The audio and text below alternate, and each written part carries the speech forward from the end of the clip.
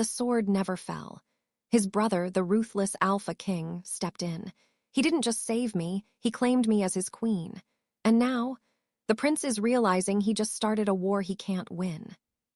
The taste of acid sat heavy in her throat. Hot, sharp. Nia clamped a hand over her mouth, fingers trembling against chapped lips.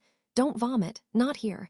If she retched on the Alpha's slate floor, the head housekeeper wouldn't just strike her. She would taste the air. She would find the secret rotting in Nia's blood. Nia swallowed the sickness. It went down hard. She scrubbed the floor. SHHHK. SHHHK. The rhythm was an anchor. 22 years old, yet she felt like a child hiding from a storm. The palace vibrated above her. Heavy boots, silk slippers, the chaotic energy of the mating rite. Tonight, the moon would be full. Tonight, wolves would hunt for partners. Tonight, Prince Merrick would claim her. She squeezed her eyes shut. A fragile hope took root in her chest. He had too. He loved her. He said it in the shadows, his voice soft, his skin fever-hot against hers. He wasn't like the other highborns who looked right through servants. He saw her. "My little secret," he'd whispered. Nausea rolled again. Her hand drifted to her stomach. Flat, hidden beneath scratchy gray wool, but she knew. A second pulse fluttered there, faint, quick. A pup, a prince's pup. Anxiety tightened her throat. A servant touched by royalty without a bond was treason. If they found out before Merrick claimed her, they wouldn't fire her. They would mount her head on a pike. A shadow cut across the light. Nia froze. The temperature seemed to drop. The smell of lemons and caustic lye hit her before she even looked up. "Mistress Harrow." "You're dragging, girl," the housekeeper grated. Her voice sounded like gravel in a grinder. Nia scrambled to her knees, tucking her chin. Submission. "Apologies, mistress, though the mud is stubborn." Harrow sniffed, once, long and loud. Nia's breath hitched. She prayed the reek of dirty water masked the scent of her fear, masked the scent of the new life knitting together inside her. "You look like a corpse," Harrow said. Her gaze felt physical, a weight pressing on Nia's neck. "And you smell sour." Nia didn't know what was worse, the malice in the woman's eyes or the truth sitting behind them. "Something I ate," Nia lied. The cabbage stew turned.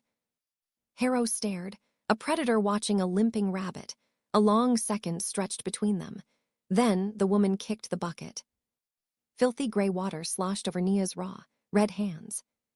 "Clean it," Harrow hissed. "If the Alpha King smells filth in his territory tonight, I won't be the one bleeding." Harrow marched away, her heels striking the stone like hammer falls. Nia slumped against the cold wall. She exhaled a breath she'd held for too long. Her hands shook so violently, the rag slipped from her fingers. Just until tonight. When Merrick stood on that dais, looking out at the sea of silk and jewels, he would find her. He would pull her from the dark. He was a prince. Princes saved the damsels. Or a treacherous voice whispered, "Or you are a fool." No, she dipped the rag back into the freezing water. She had to believe. Because if Merrick didn't save her. Nia looked at her belly. She was already dead. The crown wasn't gold. It was a vice clamped around his temples. Alpha King Lucian stood by the arched window, glaring down at the courtyard. He clasped his hands behind his back. 30 years old, yet his soul felt eroded by a decade of impossible choices. Below the rite preparations were a riot of noise. Banners snapped, horses stomped, carriages spilled out nobles who reeked of ambition and musk. They didn't care about the pack or the starving fringes. They wanted proximity. And tonight, his brother would hand it to one of them. "You're brooding. It ruins the jawline." The voice was light, teasing.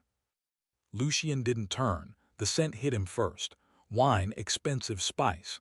And something else, something cloying like overripe fruit. "Merrick." "You are late," Lucian said, his voice a low rumble. "I'm fashionable," Merrick corrected. He flopped onto a velvet chair, boots muddying the fabric. The golden prince. Blonde hair, bright eyes, perfect teeth. A beautiful veneer over a hollow core. Lucian turned. The wolf inside him paced, agitated by his brother's lack of discipline. The council waits. The rite begins in 2 hours. Did you review the mates list? Merrick waved a hand. Boring. Old men hawking their daughters like prize cattle. I'll pick whoever looks best in a tiara, Lucian. Does it matter? Lucian stepped forward. The room's air grew heavy. It matters, Lucian said, his voice dangerously soft. You aren't choosing a bed warmer, Merrick. You are choosing a queen, the mother of our bloodline. It requires honor. Merrick rolled his eyes. Honor, duty, sacrifice. You sound like father. Do you ever get tired of being the martyr, Lucian? Don't you ever want to just take? Lucian's jaw tightened. He had wanted once. A mate, a life, but the pack needed stability, so he cut out his own wants. I do what is necessary, Lucian said flatly. A lesson you refuse to learn. Merrick laughed, pouring amber liquid from a crystal decanter. Tonight is my night. I'm going to have fun. You should try it. He downed the drink and headed for the door. As he passed, the air shifted. Lucian froze. He inhaled sharply. Beneath the wine and cologne, a scent clung to Merrick's jacket. Faint, but Lucian's senses were honed. Lemons, lye soap, and fear, sharp, copper-tasting fear. But mixed in the center of it, a scent that made Lucian's inner beast snarl. Milk, sweetness, new life. Merrick, the word was a command. Merrick paused, hand on the brass knob. What now? You smell like the servants' quarters, Lucian said. His eyes shifted, irises bleeding into gold. And you smell like trouble. Merrick's smile faltered, a microscopic fracture, a flicker of panic in the blue. Then the mask slid back into place. I was inspecting the preparations, checking the staff. A good prince mingles right. He winked and walked out. The heavy oak door shut with a thud. Lucian stood in the silence. The scent lingered. Lemons, fear, a lie. Lucian walked to the door, staring at the wood grain. His brother was reckless, vain, and selfish, but he wasn't usually a liar. Lucian's hand rested on the knob. Whatever game Merrick was playing, if it threatened the stability of the pack, Lucian wouldn't hesitate. He would burn the game board to ash, even if his brother was standing in the center of it. The east wing shadows were deep and unforgiving. Nia huddled behind a dusty tapestry, heart beating against her ribs like a trapped bird. She shouldn't be here. This hallway was forbidden. If a guard found her, she'd be whipped until her back was ribbons. But she had to see him. The kitchen whispers had been knives all day. Who will he pick? Lady Alara? The Duchess? Every name was a fresh puncture wound. She needed Merrick's eyes, just once. She needed to see the love there to anchor herself. Footsteps echoed on the marble. Click, click, click. Nia held her breath. She peeked around the heavy velvet.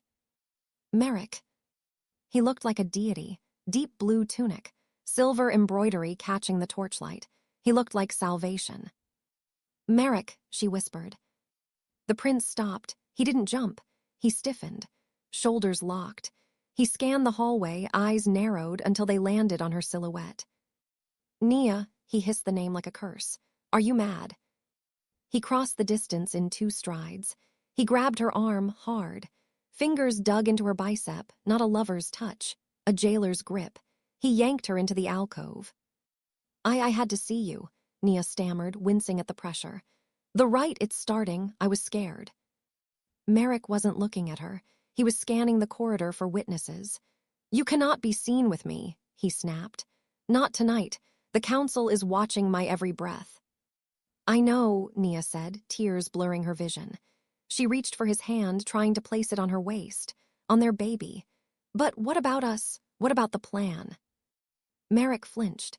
He snatched his hand back as if she were burning coal. Keep your voice down, he snarled. Cold washed over her. Merrick, you said you loved me. You said we would find a way. Merrick huffed, running a hand through his hair. I said a lot of things, Nia. It was the heat of the moment. Things are complicated. The king is suspicious. But the baby, Nia whispered. She felt small, transparent. Merrick looked at her then, really looked. but the blue eyes were flat, empty. "Listen to me," he said, low, dangerous. "Go to your room, stay there, do not come to the ceremony. If you make a scene, if you ruin this, I can't protect you." "Protect me," Nia choked. "You're the father." "I am a prince," Merrick whisper-shouted. "You are a servant. Do you think the pack will accept a bastard heir from a floor scrubber? They would tear you apart." He wasn't worried about her being torn apart. Nia realized it with a jolt. He was worried about the stain on his reputation. Before she could speak, before she could beg, he stepped back. He pulled a white silk handkerchief from his pocket. He wiped his hand, the hand that had touched her arm. He wiped her off, like dirt. "Stay hidden, Nia," he said coldly, "for your own sake." He walked away, back into the light, back to the music and the applause and the crown waiting for him. Nia stood alone in the dark. She slid down the wall, legs liquid. She wrapped her arms around her belly, rocking. He's scared, she told herself. He has a plan. But deep down, beneath the panic and the desperate hope, Nia knew. She was a ghost, and ghosts didn't get happy endings. From the great hall, trumpets blasted. A long, mournful note. The mating rite had begun. The great hall smelled of roses and avarice. Nia pressed her cheek against the freezing stone balustrade of the servants' gallery. Below, the room was a churning ocean of silk, velvet, and diamonds. Hundreds of predators in human skin circling the dais. She should be in her room, buried under the blankets, but her feet had betrayed her, dragging her here. On the dais, King Lucian sat, a monolith carved from obsidian and ice. Nia ignored him, her gaze locked on the golden figure beside him, Merrick. He was radiant. He waved to the crowd, no fear, no shadow of the secret that could hang them both. The high priest stepped forward, raising a staff of bleached bone. The wood struck the floor. Crack. "The moon bleeds full," the priest bellowed. "The bloodline demands a vessel. Prince Merrick, choose." The silence was suffocating. Nia gripped the railing. Stone bit into her palms. "Do it," she begged silently. "Look up, claim us." Merrick stepped to the edge of the platform. He scanned the crowd. For a heartbeat, his eyes flicked up. He saw the shadows. He saw her. Nia's lips parted. A tear traced a hot path down her cold cheek. Then Merrick looked away. He turned his back. He faced the front row. Lady Alara, tall, haughty, draped in a gown that cost more than Nia's life. "I choose," Merrick announced, his voice a silver bell tolling a funeral, Lady Alara of the Northern Pack. The floor fell out from under her. Cheers erupted. Alara squealed, rushing the stairs. Merrick caught her. He kissed her. A deep, wet show of possession. Nia forgot how to breathe. Her vision grayed at the edges. Then the pain hit, not in her chest, in her womb. A cramp ripped through her midsection. Sharp, vicious. The baby kicked, a violent protest against her ribs. The pup knew. The pup felt the rejection in the blood. "No," she croaked. She stumbled back, blind and dizzy. Her hip checked the heavy silver tray on the side table. Crash. Crystal exploded. Red wine sprayed the stone. The tray clattered down the gallery steps, a metallic cacophony that severed the cheers instantly. Silence slammed back into the room. Every head turned up, hundreds of gazes. King Lucian's burning gold, Merrick's panicked blue. Nia froze, gray wool dress, trembling hands clutching her belly. She wasn't a secret anymore. She was a target. The shattering glass sliced through the celebration. Lucian didn't flinch, but his gaze snapped to the gallery, sharp as a whip crack. High above, a small figure swayed in the gloom. A girl, a servant, skin the color of parchment. "You clumsy fool!" The housekeeper's shriek pierced the air. Guards moved. They swarmed the stairs, hauling the girl down. They dragged her into the center of the great hall like a sack of grain. The crowd parted, noses wrinkled, a floor scrubber interrupting the royal rite. They threw her at the foot of the dais. She hit the stone hard. Lucian stood. He descended the throne steps. The room went tomb quiet. In the vacuum, he heard the girl's heart, rabbit-fast, erratic. He walked toward her, With every step, the scent hit him harder, the same mix he'd smelled on his brother: lemons, lye soap, terror. But now, proximity peeled back the layers. Beneath the fear, a scent hit his nose that made his wolf stop packing and slam against the bars of his mind. Milk sweetness, new blood. Lucian stopped 3 feet away. He looked down. She was shaking so violently her teeth clicked together. Pregnant. He frowned. A pregnant servant was a scandal, not a crime, unless... Lucian looked at the girl, then he looked at Merrick. The prince stood beside his new bride, but Merrick wasn't looking at Alara. He was staring at the girl on the floor like a man watching his own execution. The puzzle pieces slammed together. The scent on Merrick's coat, the girl's desperation, the baby. Lucian flared his nostrils, dissecting the air. He smelled the girl. He smelled the pup, and wrapped around the fetus's scent, unmistakable and damning, was Merrick's signature. Rage detonated in Lucian's chest. His brother, a prince, had bedded a servant, bred her, and instead of claiming the blood, he had discarded her for a political alliance. "Take her to the dungeons," Merrick shouted, his voice cracked. "She is drunk, get her out of my sight." The guards grabbed her arms. "Merrick," the girl screamed, "please." The name hung in the air, a toxic vapor. The crowd gasped. Lady Alara stepped back, horror dawning on her face. Merrick's face went crimson. "She lies, gag her, execute her for treason." Metal rasping against leather. The guards drew their swords. They were going to kill her, here, now, to scrub Merrick's stain.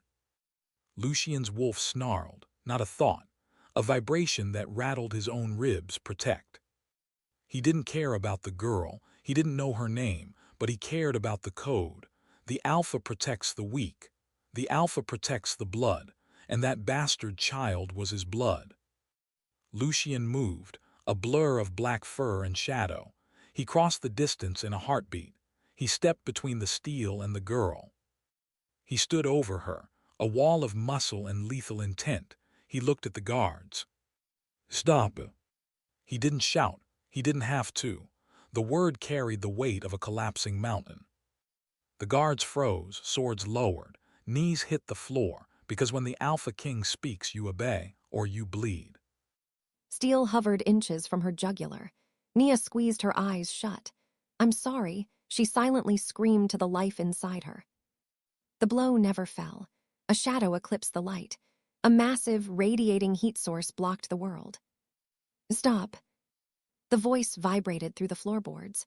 Nia opened her eyes. A monster stood before her. No, a god of war, Lucian. He blocked the guards, he blocked Merrick, he blocked the judgment of the court. Lucian turned. He looked down. His eyes were no longer human. They were pools of burning liquid gold. No kindness, no pity, only terrifying intensity. He looked at her belly. He looked at her face. "Stand up." Her body obeyed before her mind could process. She scrambled up, legs like water. She looked past the king. Merrick stood pale as death, shaking his head. "Don't speak," his eyes begged. Nia looked back at Lucian. "The child," Lucian rumbled. His voice was for her alone. "Is it his?" Air trapped in her throat. If she said yes, treason. If she said no, death. But Lucian wasn't asking for information. He knew. He was asking for her courage. Nia placed a trembling hand over her womb. She lifted her chin. "Yes." Lucian's nostrils flared. He turned to the court. "The law states," Lucian bellowed, "that any unmarried female carrying wolf blood must be claimed or eliminated." Merrick stepped forward. "She lies, brother. She is a whore. Eliminate her." Nia flinched. The man she loved, calling for her slaughter. The final shard of her heart turned to dust. Lucian laughed, a dark, jagged sound. "I do not smell a lie," Lucian said. "I smell blood." He turned back to Nia. He stepped into her space. The heat radiating off him was a physical force. Pine, rain, power. He tilted his head, eyes locking onto the soft curve of her neck. The mating gland.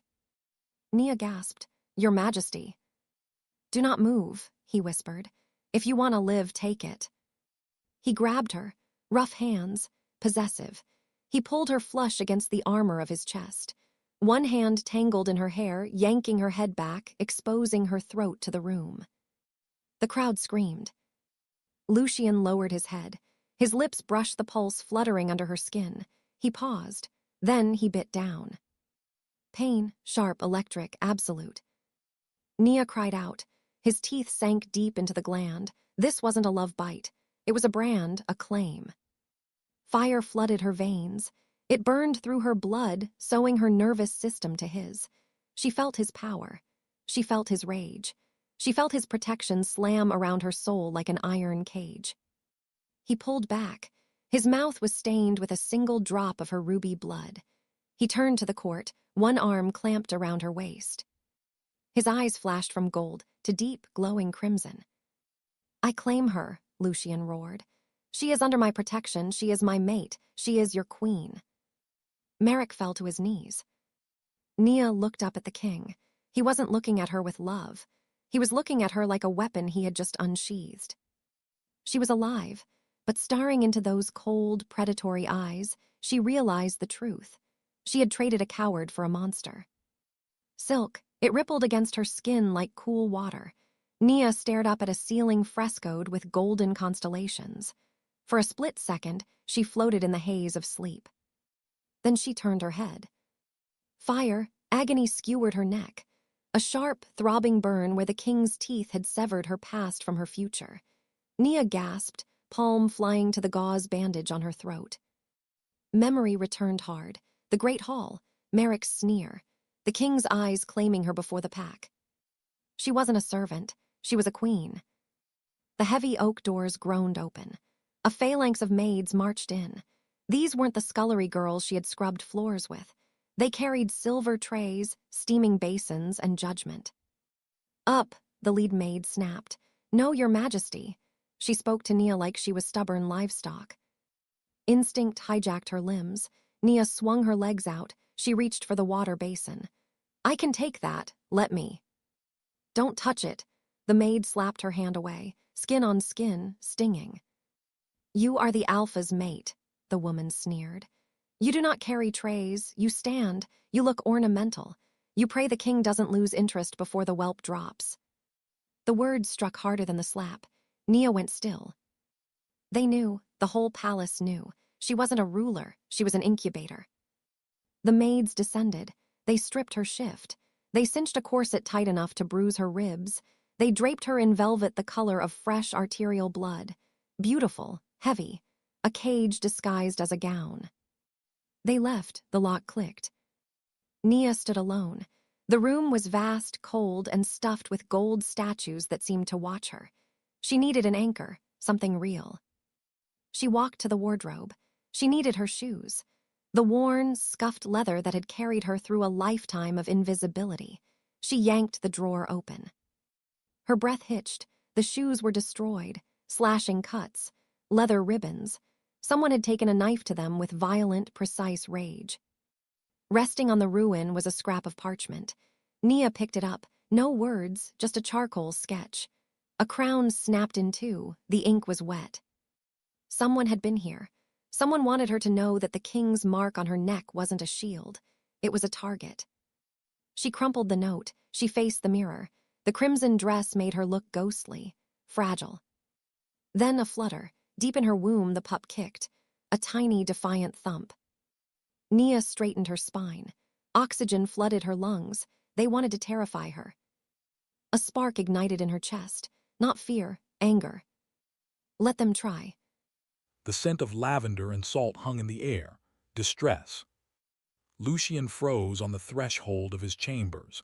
Inside his chest, his wolf paced, a dark, restless shadow. He hated this. The politics. The whispering court. He hated that he had dragged a terrified girl into the center of the slaughterhouse. He stepped inside. Nia stood by the window. The crimson dress swallowed her frame. She looked like a child playing dress-up in a giant's clothes. She turned, eyes wide. She smelled of pure panic. "Your majesty," she stammered. She dropped into a clumsy curtsy. Lucian closed the door. The air between them pressurized. He walked toward her. He didn't mean to stalk, but he was a predator. It was written in his marrow. "Stand up," he said. The words came out rougher than intended. Nia straightened. She took a sharp step back. Her hand flew to her neck, covering his mark. Guilt, it tasted like ash. He had hurt her. The bond required blood to seal, but the sight of the bandage on her pale throat made his wolf snarl in self-loathing. "We must speak," Lucian said. He bypassed her, pouring water from a crystal pitcher. He extended the glass. She stared at it like it was poison.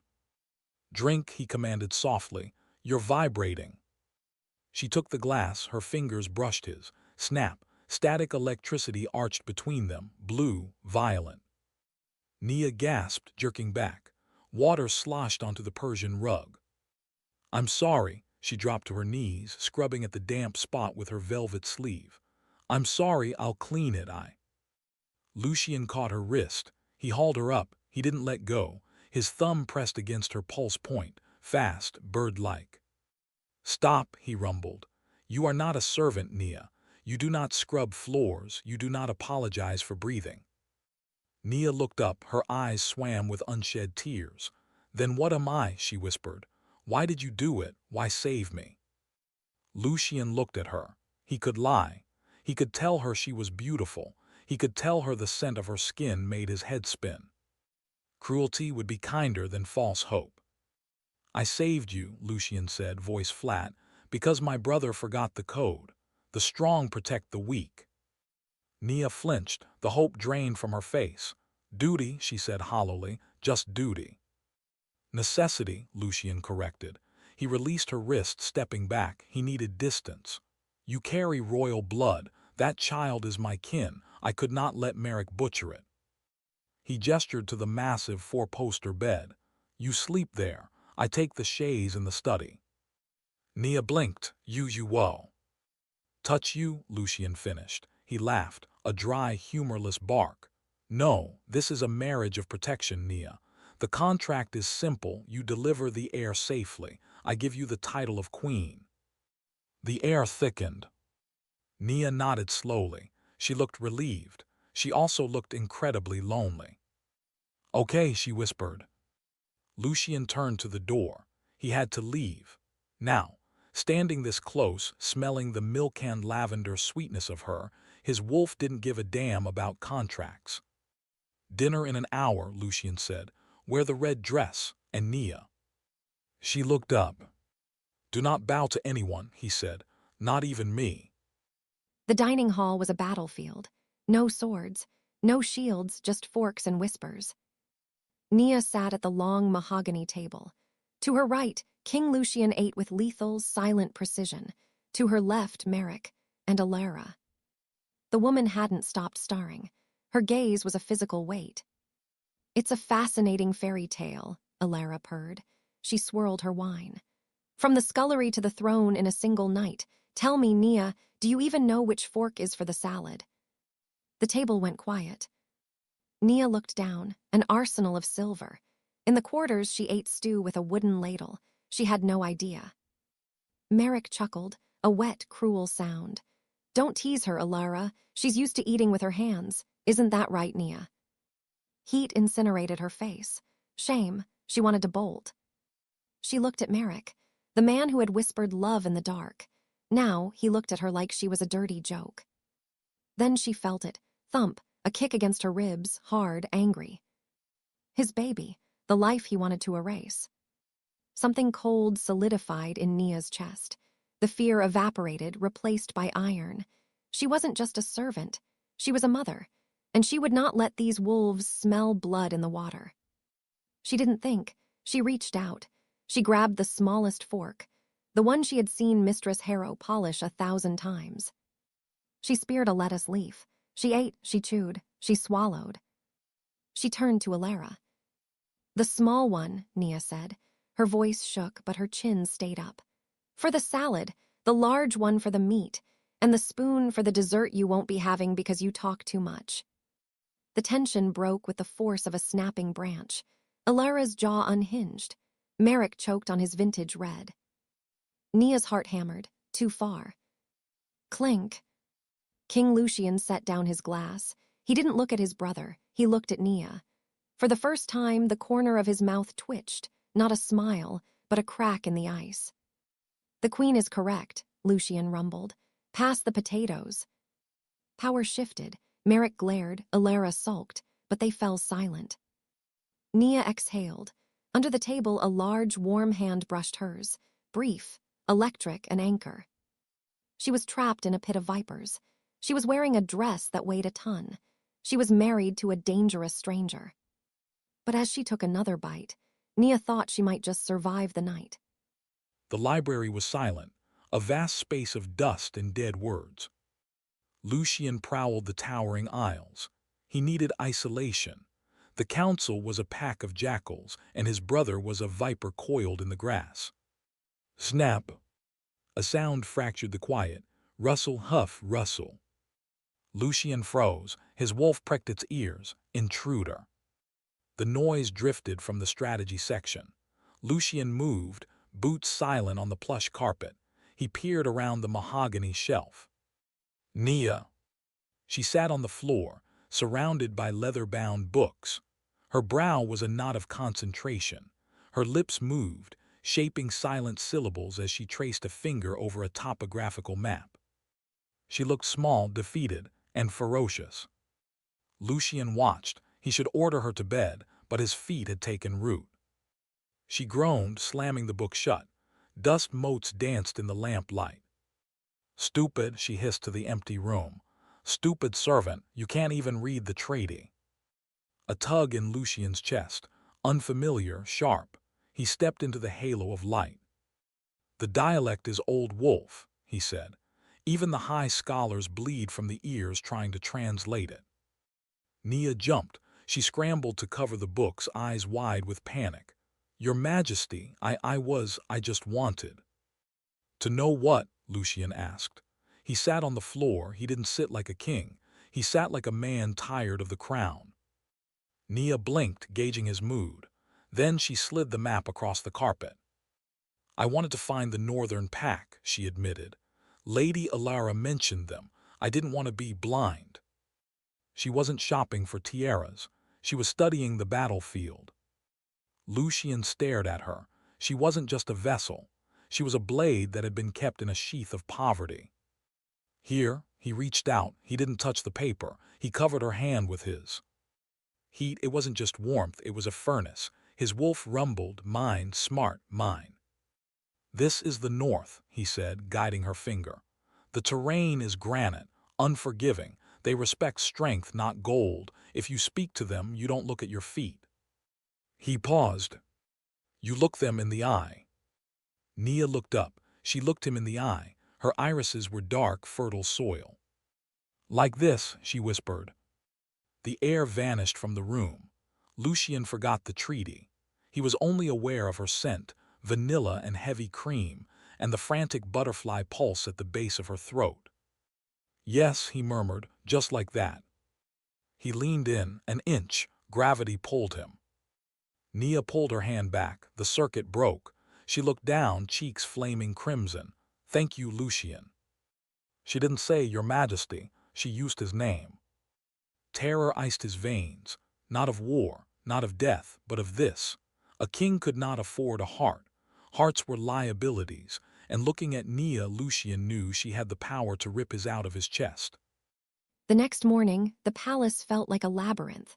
Lucian was locked in a war council. He had left her with 2 guards, but they held their post at the corridor's end while she sought refuge in the garden. She walked toward the rose trellis, closing her eyes. She tilted her face to the sun, letting the heat burn away the chill. A hand clamped over her mouth. Leather, sweat. Nia tried to scream. The sound died in her throat. An arm banded around her waist, dragging her backward into the dense shadows of the hedges. She kicked. She clawed at the glove. "Hush, Nia, it's me." The voice used to be her lullaby. Now it was oil slicking over her skin. "Merrick." He spun her around and pinned her against the rough brick of the garden shed. He wasn't wearing royal finery. Riding leathers, hair windblown, eyes manic. Did he hurt you? Merrick whispered. He scanned her face. Did that monster hurt you? Nia shoved him, hard. She wiped her mouth, bile rising. The only monster here is you, she spat. Merrick flinched. The wounded look took over. Nia, please, I had to, he pleaded. The council, they would have exiled me. I did it for us. I was going to come back. I was going to hide you in the country until the pup was born. Nia hesitated, a splinter of doubt. Then memory flashed, the mating rite, whore, the guards drawing steel. You ordered them to execute me, Nia said. I was panicking, Merrick hissed. I knew Lucian would step in. I knew he was too noble. It was a gamble, Nia. A lie, shiny, smooth, rotting from the inside out. Nia saw him then, clearly. No filter of love. He was a coward wrapped in gold leaf. You're lying, she said. She stepped back. I don't belong to you, Merrick, not anymore.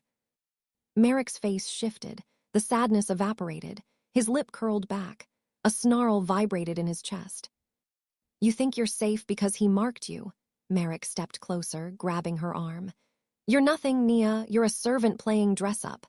Lucian doesn't want you. He wants the heir. Once you push that brat out, do you think he'll keep a floor scrubber? He squeezed, bone ground against bone. Ow, you're hurting me, Nia cried. I'm saving you, Merrick hissed. Come with me now. He dragged her toward the hidden service gate. No, let me go. Merrick raised his hand, backhanded, threatening. You stupid bitch, listen to. Boom. The garden gate exploded inward. Wood shrapnel sprayed the air. A roar shook the earth. The sound of a predator announcing the kill. Nia looked up. Standing in the wreckage of the gate was the king, and he looked like the end of days. Red, the world washed out in monochrome crimson. Lucian didn't feel the grass under his boots. He only felt the rage. It was a living entity demanding violence. He had felt Nia's fear through the bond. Now seeing Merrick's hand on her arm, seeing the terror in her eyes, the leash snapped. Lucian moved. He grabbed Merrick by the throat. He lifted him off his feet and slammed him into the stone wall. Crack! Merrick gasped, clawing at Lucian's wrist. Useless. Brother, Merrick choked. Do not, Lucian snarled, speak to me. Guards flooded the garden. Nobles followed, skidding to a halt. The king crushing the prince's windpipe. Lucian dropped him. Merrick crumbled to the grass, wheezing. Lucian turned to Nia. She was trembling. He reached out, pushing her sleeve up. Finger marks, dark purple blooming on pale skin. Lucian turned back to Merrick. You touched her, Lucian said. Not a question, a verdict. Merrick scrambled back on his elbows. She carries my child. I have rights. You have nothing, Lucian roared. The sound shattered a glass pane on the second floor. Lucian looked at Nia. He looked at her belly. The contract wasn't enough. Merrick would never stop. He would claw and bite and poison until he got what he wanted. Unless Lucian rewrote the laws of physics. Lucian drew the ceremonial dagger from his belt. Nia gasped. He didn't answer. He turned the blade. He slashed his own palm. Blood welled, thick, dark. Lucian dropped to one knee in front of Nia. The court gasped. Lucian pressed his bleeding hand against Nia's pregnant belly. The blood soaked into the red velvet, staining it black. He looked up. His eyes were burning suns. I, Lucian Blackwood, Alpha King, he spoke. The magic rose in the air, tasting of ozone. I bind my life to this child. Merrick's eyes bulged. No, Lucian, do. If this child bleeds, I bleed, Lucian recited. If this child dies, I die. Nia stopped shaking. She stared at him. She understood. He wasn't just protecting her. He was tying his existence to hers. He was making himself the ultimate human shield. I swear it by the moon, Lucian finished. Blood for blood, life for life. Flash. A pulse of pure white magic exploded from his hand. It rippled through Nia, through the pup, and slammed back into his own marrow. The bond sealed. Lucian stood. He turned to his brother. Merrick was gray, sick. He knew. He was checkmated. He couldn't touch the baby now. Because if he killed the baby, he killed the king. And if he killed the king, the pack magic would hunt him down. "Get out of my sight," Lucian whispered. Merrick scrambled up, he ran. Lucian turned back to Nia. She looked shocked, awed.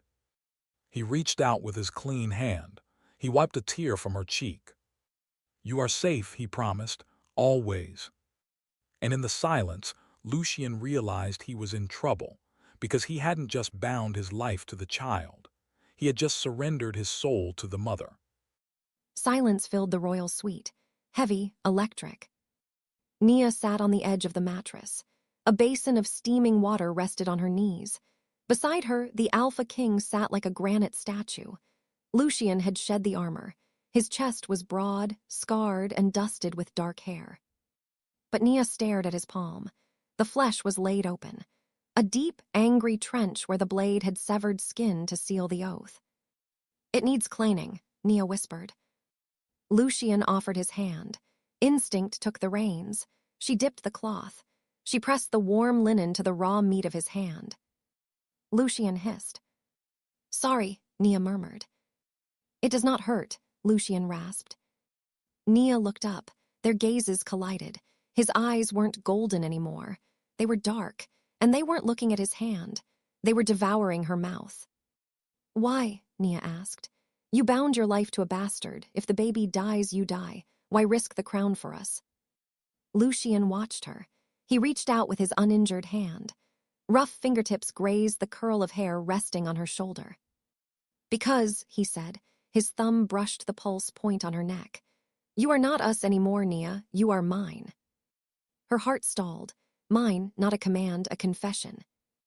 "I have spent 10 years being a king," Lucian whispered. "I forgot what it was like to be a man, until you." Fire detonated beneath her skin. Nia dropped the cloth. She flattened her palm against his chest, right over the cardiac muscle. It hammered against her hand. "Lucian," she breathed.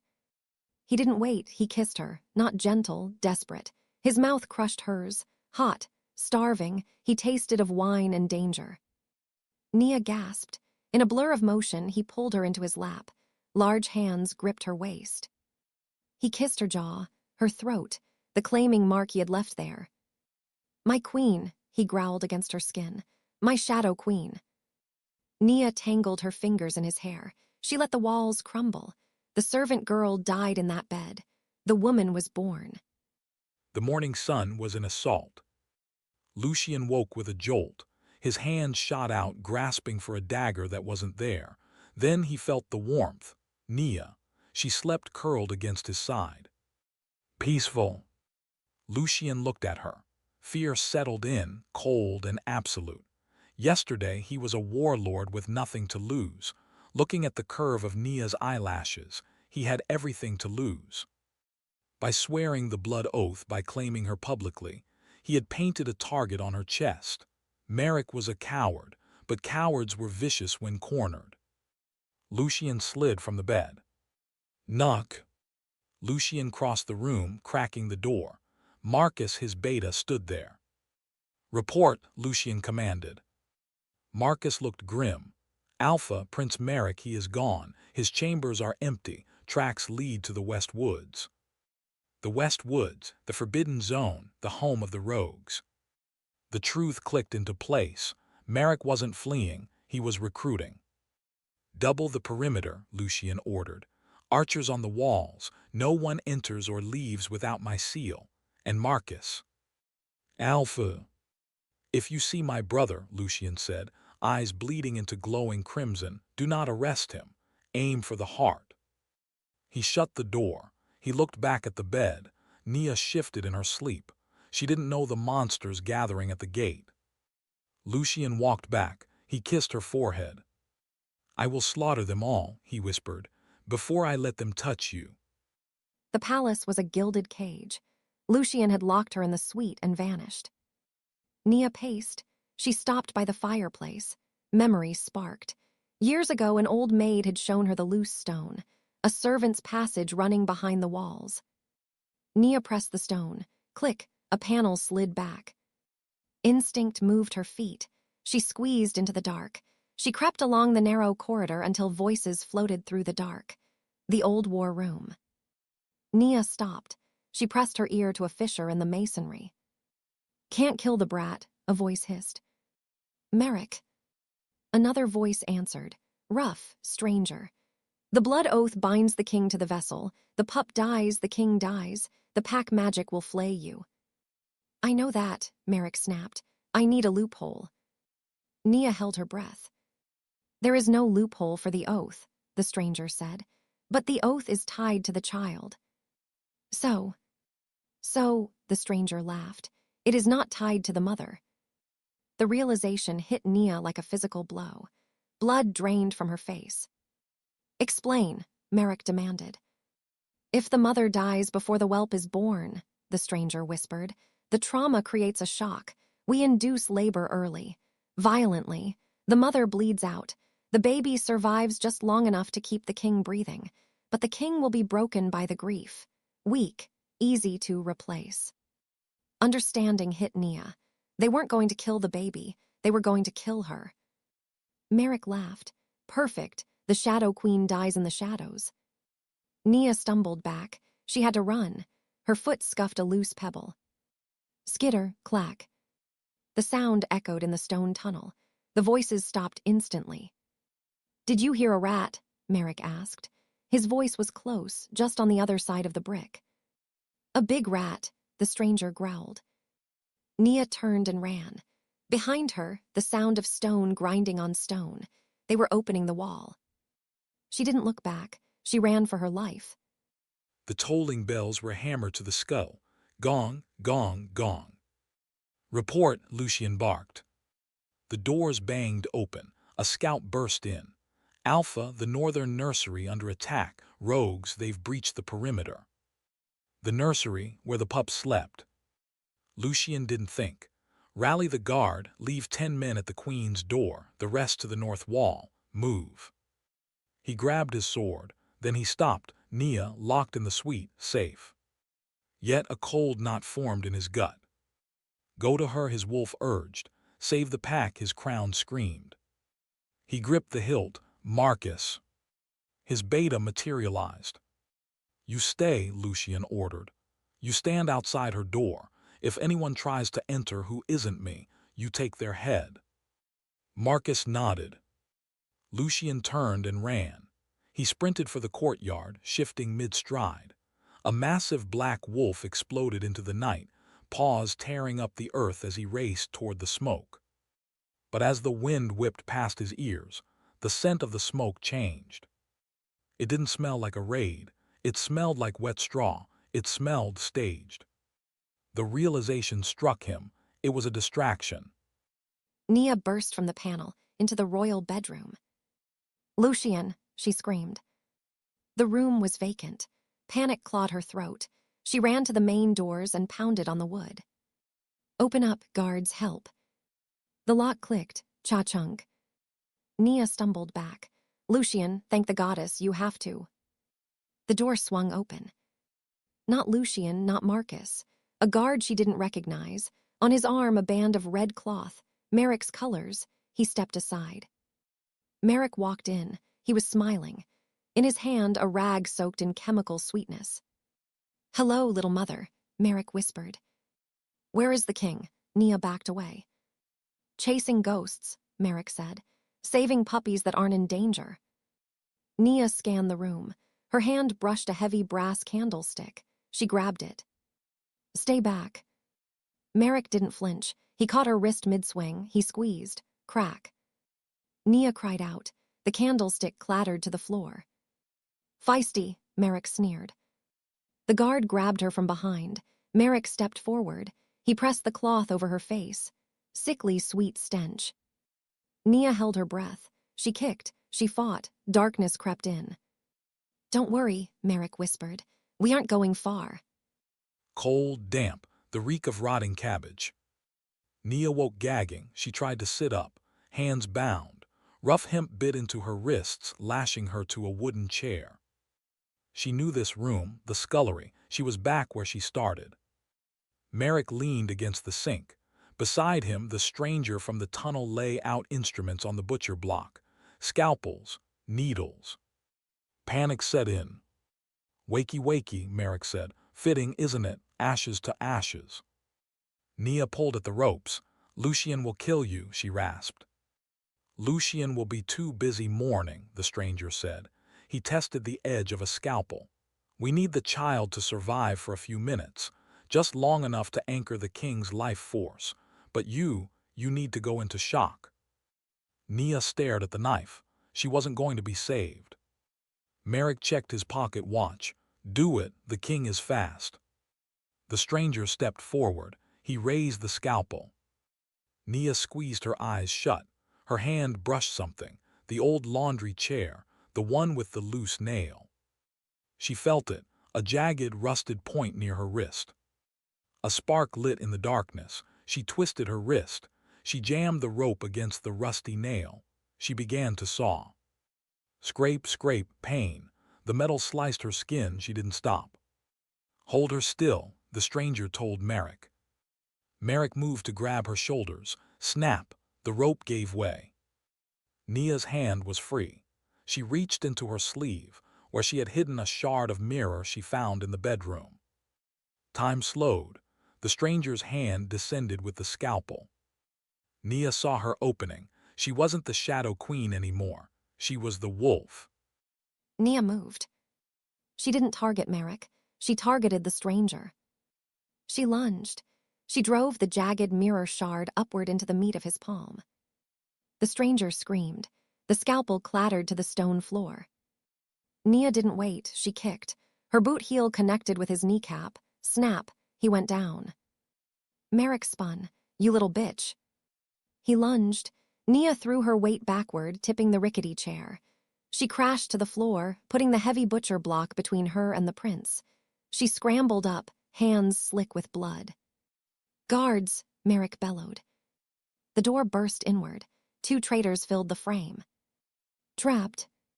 Her eyes locked on the dumbwaiter in the corner, the laundry chute. Tight, filthy, dangerous. "Get her!" Merrick commanded. Nia dove headfirst into the metal shaft. "No!" Merrick screamed. Gravity claimed her. She slid into the black. Metal rivets tore at her skin. She tumbled, down, down. Thud. She hit the laundry pile. Dust exploded. She rolled off the heap. The lower tunnels. The air here smelled of ice and pine, the exit to the frozen woods. She scrambled up and ran toward the gray light. Behind her, a sound froze her marrow. Crack, pop, crunch, the sound of bones rearranging. Merrick was hunting.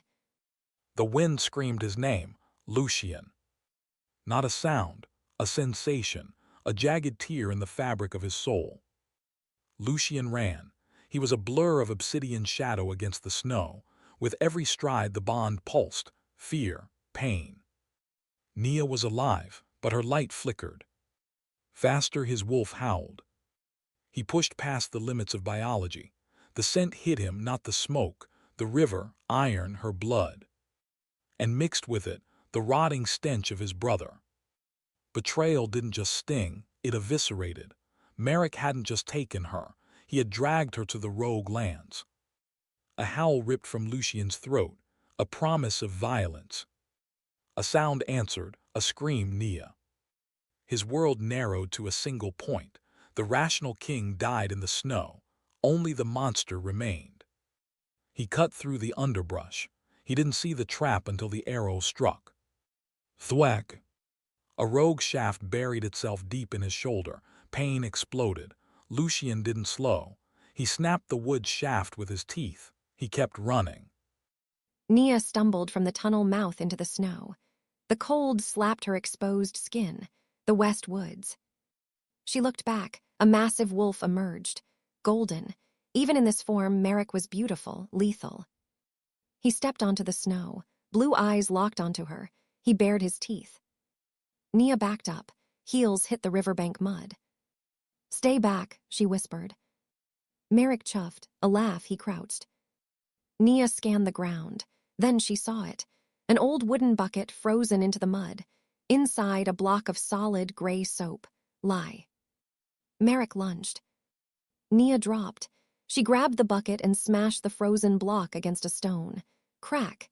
It shattered into powder. Merrick was airborne. Nia threw the handful of lye powder straight into his face. Sizzle. White powder hit wet eyes, wet nose. Merrick screamed, a horrible high-pitched yelp. He crashed into the snow, thrashing, pawing at his face. Nia scrambled back. She grabbed a heavy, frozen branch. Thump, the baby kicked, fierce. Something inside her shifted. She was done running. She was done hiding in laundry chutes. She planted her feet in the snow. She raised the branch. Merrick shook his head, one eye swollen shut. He snarled, disoriented. He lunged again, blindly snapping. Nia timed it. Whack! She swung the frozen wood. It connected with the side of his skull, a sickening crunch. Merrick went down. He slid across the ice, whimpering. Nia stood over him, chest heaving.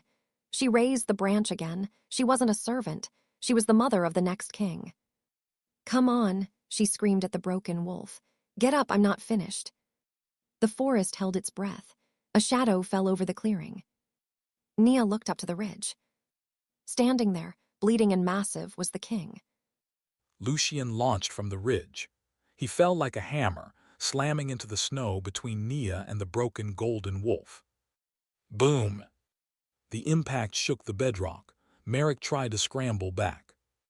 Lucian moved. He grabbed Merrick by the scruff and slammed him into the permafrost. Thud. Lucian pinned his brother's chest. He raised a fist, claws extended, obsidian daggers. The rage was afire in his skull. "Kill," his wolf screamed. Lucian roared. He brought his hand down. "Lucian, stop." The voice sliced through the haze. His hand froze, inches from the jugular. Lucian panted. He looked up. Nia stood there, shivering, dress in tatters, hands dripping crimson. She didn't look afraid. She looked sovereign. "Don't," she whispered. "He tried to kill you," Lucian snarled. "He tried to cut our air out of your body." "He does," Nia agreed. She looked down at Merrick. "But you do not deserve to carry the weight of a kinslayer." She placed a trembling hand on Lucian's shoulder. "If you kill him now," Nia said, "he becomes a tragedy, a martyr. If you let him live, he becomes a joke." The tension snapped. Lucian looked down. Merrick was crying. Mucus and blood mixed on his ruined face. He wasn't a rival, he was nothing. Lucian slowly retracted his claws. He stood up. He grabbed Merrick by the collar and dragged him across the ice like refuse. He turned to Nia. One glance, no deep wounds, the pup was safe. "Come," Lucian said, voice rough. "Let's go home." The great hall was a powder keg. Word traveled fast. Lucian sat on the obsidian throne. He still wore his torn tunic. He hadn't washed the dried blood from his hands. Guards dragged the prisoner in. Merrick, iron shackles, face swollen, he collapsed at the foot of the dais. "Brother," he croaked, "please, mercy." Lucian felt nothing, just a hollow cavity where a sibling used to be. Beside him, Nia sat on the consort's throne. Head high, she didn't look at Merrick. "Merrick Blackwood," Lucian's voice boomed. "You are charged with treason, kidnapping, and attempted regicide." The crowd gasped. "The punishment is death," Lucian stated. Merrick began to sob. Lucian stood. "However, the Queen has requested mercy." Heads turned to Nia, the floor scrubber, the survivor. "Death is too quick," Lucian said, "and you do not deserve the peace of the grave." He drew his sword. He descended the steps and placed the tip of the blade on Merrick's shoulder. "I strip you of your titles," Lucian intoned. "I strip you of your lands. I strip you of your name." He pressed harder. The fabric of Merrick's tunic ripped. "You are no longer prince," Lucian declared. "You are Omega. You are exile. You will leave these lands. If you return, you will be hunted for sport." Merrick's world ended. To be Omega was worse than execution. "Go," Lucian whispered. "Run." Guards dragged the sobbing man away. The doors slammed shut.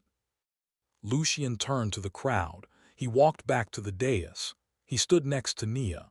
He took her hand and raised it high. In a single heartbeat, the court understood. They bowed, not to him, to her. "Long live the Queen," a guard shouted. "Long live the Queen," the crowd roared. Lucian looked at Nia. She was crying, not tears of sadness, tears of release. 2 years later. The garden smelled of summer, roses and cut grass. Nia sat on the stone bench. She watched the lawn. A toddler with messy black hair chased a butterfly. Leo. He had Merrick's blue eyes, but he had Lucian's smile. "Careful, wolf pup," a deep voice rumbled. Lucian lay on the grass, letting the toddler climb his chest. He didn't care that Leo wasn't his biology. He had bound his life to the boy before he drew breath. Nia's chest ached. She looked down at the bundle in her arms, a newborn wrapped in soft pink, their daughter, Elara. Lucian looked up. He sat up, balancing Leo on his hip, and walked to the bench. He looked tired, but when his eyes landed on her, the exhaustion evaporated. "What are you thinking?" he asked. He kissed her temple. Nia leaned into him. She smelled pine and rain. She smelled home. "I was thinking," she whispered, "about the girl who used to scrub the floors." Lucian touched her cheek. "She is gone," he said softly. "No," Nia corrected. She looked at the palace. "She's still here. She's the reason I'm strong enough to sit on this bench." Their eyes locked. No secrets, no shadows. "You saved yourself, Nia," Lucian murmured. Nia shook her head. She looked at Leo. She looked at the sleeping baby. She looked at her king. "I thought I needed a prince to save me," she said, smiling. "But I just needed a king to help me save myself." Lucian smiled. He leaned in. He kissed her, not a hungry kiss, a vow. "My queen," he whispered. Nia closed her eyes. "My king." And she let the happiness take root. The Shadow Queen had finally stepped into the light.